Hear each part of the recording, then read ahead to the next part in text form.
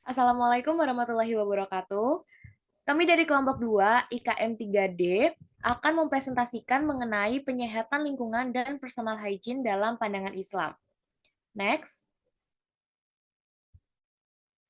Pada kelompok 2 terdapat 9 anggota, yaitu Quina Nadira, Jelita, Safira, Mayada, Anissa, Wiritanaya, Baliganisa, Dini, dan juga Sabila. Selanjutnya, langsung saja kita mulai presentasinya. Yang pertama yaitu latar belakang. Islam sangat menekankan pentingnya kebersihan sebagai bagian integral dari iman. Baik kebersihan lingkungan maupun diri sendiri, keduanya saling terkait dan berkontribusi pada kesehatan serta kesejahteraan umat. Islam memandang kesehatan sebagai kesatuan antara fisik, mental, dan spiritual. Menjaga kebersihan tidak hanya menjaga kesehatan fisik, tetapi juga merupakan bentuk ibadah dan ketaatan kepada Allah. Dengan demikian, Islam mendorong terciptanya masyarakat yang sehat, sejahtera, dan harmonis.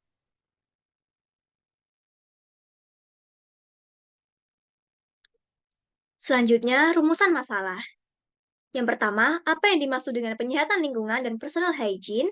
Yang kedua, apa manfaat dari penyihatan lingkungan dan personal hygiene? Yang ketiga, bagaimana pandangan Islam tentang penyihatan lingkungan dan personal hygiene? Dan yang terakhir, bagaimana contoh kasus penyihatan lingkungan dan personal hygiene? Next, tujuan dan manfaat. Yang pertama, tujuan. Untuk mengetahui pengertian dari penyihatan lingkungan dan personal hygiene, untuk mengetahui manfaat dari penyihatan lingkungan dan personal hygiene dalam kehidupan sehari-hari, untuk mengetahui tentang penyihatan lingkungan dan personal hygiene dalam pandangan Islam, untuk mengetahui contoh kasus penyihatan lingkungan dan personal hygiene, serta untuk mengetahui contoh kasus penyihatan lingkungan dan personal hygiene. Selanjutnya, manfaat. Mendapatkan pengetahuan mengenai pengertian penyihatan lingkungan dan personal hygiene, dapat mengetahui berbagai manfaat dari penyihatan lingkungan dan personal hygiene dalam kehidupan sehari-hari, dapat memahami pandangan Islam terhadap penyihatan lingkungan dan personal hygiene, dapat menelaah dan memahami contoh kasus penyihatan lingkungan dan personal hygiene, dan yang terakhir, dapat mempraktikkan dan menerapkan penyihatan lingkungan dan personal hygiene dalam kehidupan sehari-hari. Next.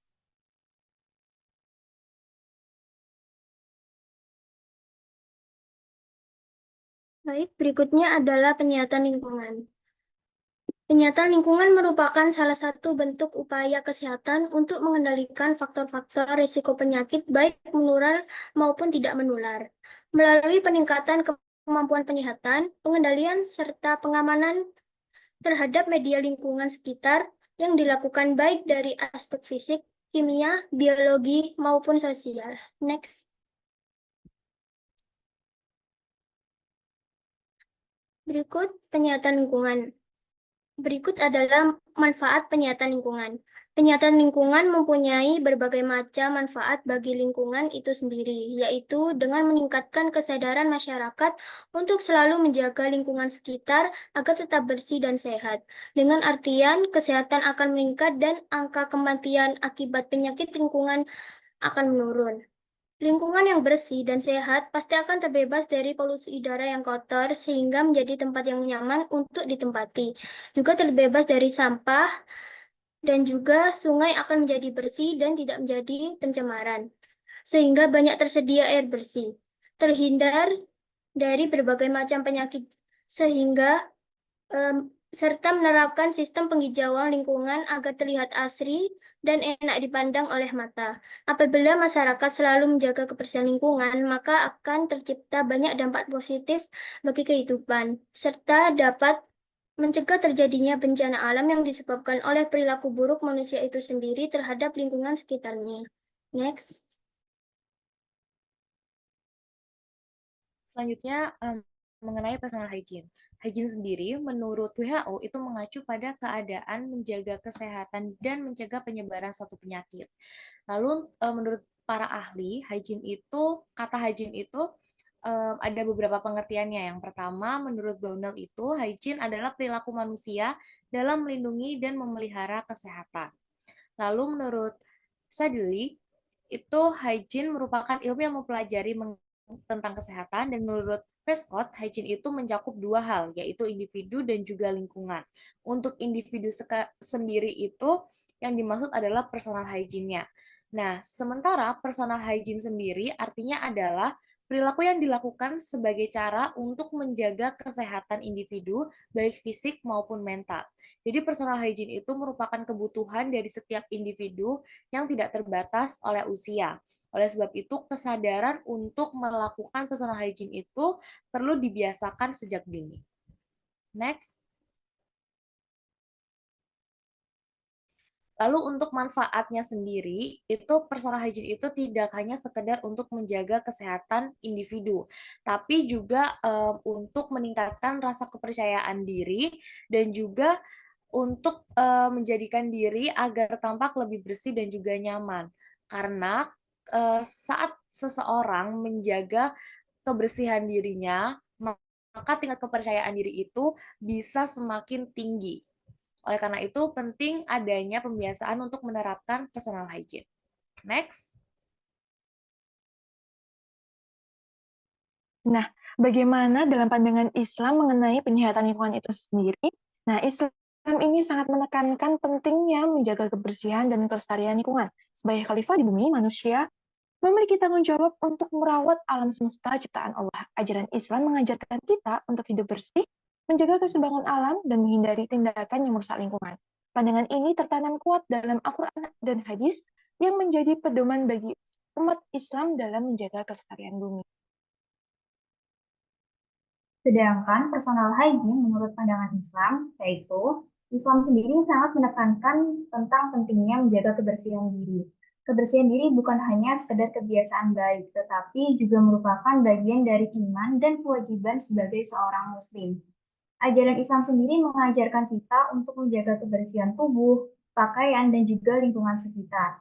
Hal ini dilakukan tidak hanya untuk menjaga kesehatan fisik, tetapi juga untuk mendekatkan diri kepada Allah Subhanahu wa Ta'ala. Nah, selanjutnya ini ada beberapa dari selanjutnya ini adalah Al-Quran dan hadis yang menyatakan tentang penyihatan lingkungan. Akan saya bacakan untuk satu keutamaan menjaga kebersihan. An Sa'd bin Abi Waqqas an abihi an Nabi sallallahu alaihi wasallam innallaha thayyibu yuhibbu thayyiba nadhifu yuhibbun nadhafata karimu yuhibbul karama jawadu yuhibbul jawada fanadhifu afnaitakum, yang artinya sesungguhnya Allah Ta'ala itu baik dan menyukai kebaikan, bersih dan menyukai kebersihan, mulia dan menyukai kemuliaan, bagus dan menyukai kebagusan. Oleh sebab itu, bersihkanlah lingkunganmu. Hadis riwayat At-Tirmidzi. Nah, untuk yang lainnya, untuk larangan mencemari lingkungan ada di hadis riwayat Abu Daud nomor 24. Keutamaan dalam menanam pohon ada di hadis riwayat Bukhari, Muslim, dan At-Tirmidzi. Lalu larangan melakukan kerusakan di bumi sesuai dengan Quran surat Al-A'raf ayat 56. Dan yang terakhir, seruan menjaga keseimbangan alam ada di Quran surat Al-Baqarah 205.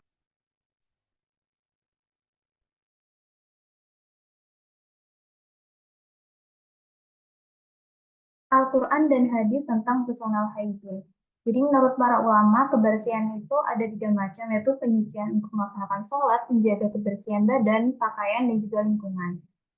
Menurut hadis yang diriwayatkan oleh Imam Muslim nomor 379 atau nomor 258 pada syarah Sahih Muslim, Haddatsana Yahya bin Yahya wa Qutaibah bin Sa'id kilahuma an Ja'farin qala Yahya akhbarana Ja'far بن سليمان عن أبي إمران الجوني عن أنس بن مالك قال أنس وقف لنا في قص الشارب وتقليم الأظفار ونفي الإبط وخف العانة ألا نترك أكثر من 40 ليلة, yang artinya telah menceritakan kepada kami Yahya bin Yahya dan Qutaibah bin Sa'id, keduanya dari Ja'far. Yahya berkata, telah mengabarkan kepada kami Ja'far bin Sulaiman dari Abu Imran al-Jauni Dari Anas bin Malik, Anas berkata, waktu yang diberikan kepada kami untuk mencukur kumis, memotong kuku, mencabut bulu ketiak, memotong bulu kemaluan adalah tidak lebih dari 40 malam, sehingga tidak panjang. Hadis riwayat Muslim.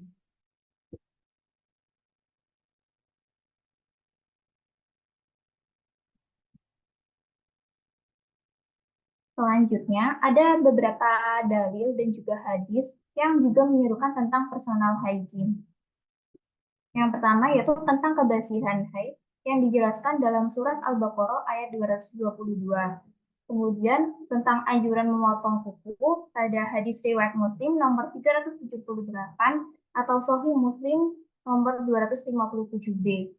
Kemudian tentang oral hygiene pada hadis riwayat At-Tabrani dan hadis riwayat Bukhari nomor 838 atau Sahih Al-Bukhari nomor 887. Kemudian juga terdapat dalam surat At-Taubah ayat 108 tentang Allah memuji ahli masjid Quba dan kecintaan mereka terhadap kebersihan. Kemudian tentang pakaian yang bersih dan sopan pada surat Al-A'raf ayat 31. Tentang mencukur rambut kemaluan dan mencabut bulu ketiak pada hadis riwayat Muslim nomor 377 atau Sahih Muslim nomor 257a. Kemudian tentang kebersihan tubuh yaitu tentang wudhu, mandi junub, mandi wajib dan juga tentang tayamum pada surat Al-Maidah ayat 6.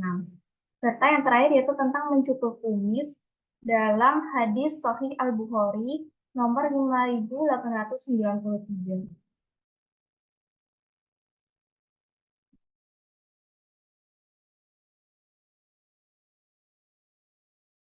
Baik, selanjutnya yaitu adalah contoh kasus penyihatan lingkungan. Nah, di sini kami memiliki dua contoh, yaitu yang pertama, program pesantren hijau yang dilakukan di pesantren Darul Arqam yang berada di Garut.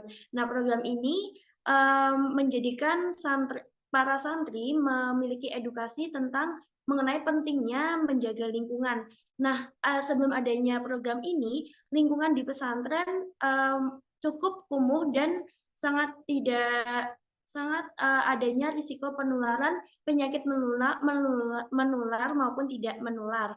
Nah, oleh karena itu pihak pimpinan pesantren membuat program pesantren hijau ini sehingga dapat menjadikan para santri dan warga-warga yang tinggal di sekitar pesantren mengetahui bagaimana cara kita mengelola lingkungan yang baik dan benar. Nah, selanjutnya yaitu ada revitalisasi Sungai Citarum yang ada di Jawa Barat. Nah, seperti yang kita ketahui bahwasanya Sungai Citarum yang ada di Jawa Barat merupakan salah satu sungai yang lumayan kotor dikarenakan adanya banyak sekali warga yang membuang seluruh limbah rumahan dan ada juga limbah industri yang dibuang di Sungai Citarum.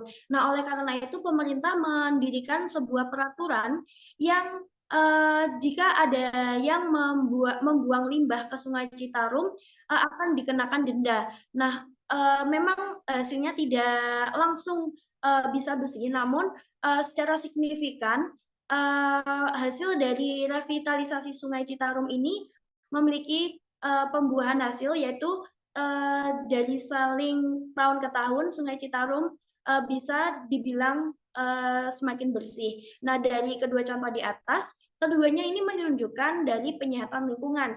Hal ini dibuktikan adanya upaya melestarikan lingkungan oleh masyarakat sekitar. Kegiatan ini bertujuan agar mengurangi risiko penularan penyakit tidak menular maupun menular yang disebabkan oleh lingkungan yang tidak sehat. Selanjutnya. Nah, baik, sekarang adalah contoh kasus personal hygiene. Nah, di sini kami mengambil contoh pesantren Al-Hikam di Malang, Jawa Timur. Nah, pondok pesantren Al-Hikam di Malang ini menerapkan protokol kesehatan yang ketat untuk menjaga kebersihan diri atau personal hygiene mereka. Dan di lingkungan pesantren ini terutama pada saat pandemi COVID-19.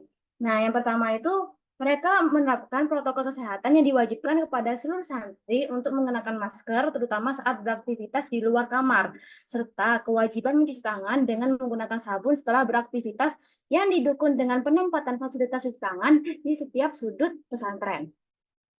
Terus selain itu, pada pondok pesantren Al-Hikam ini juga memberikan edukasi dan sosialisasi kebersihan yang dilaksanakan setiap minggunya. Ketiga, adanya pengelolaan lingkungan. Setiap santri bertanggung jawab membersihkan kamar masing-masing dan juga diberikan jadwal piket harian untuk membersihkan toilet.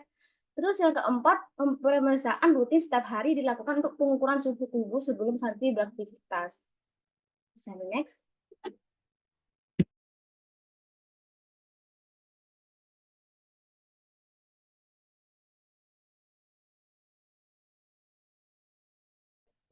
Baik, selanjutnya adalah kesimpulan. Jadi kesimpulannya adalah Islam sangat menekankan pentingnya menjaga kebersihan baik lingkungan maupun diri sendiri.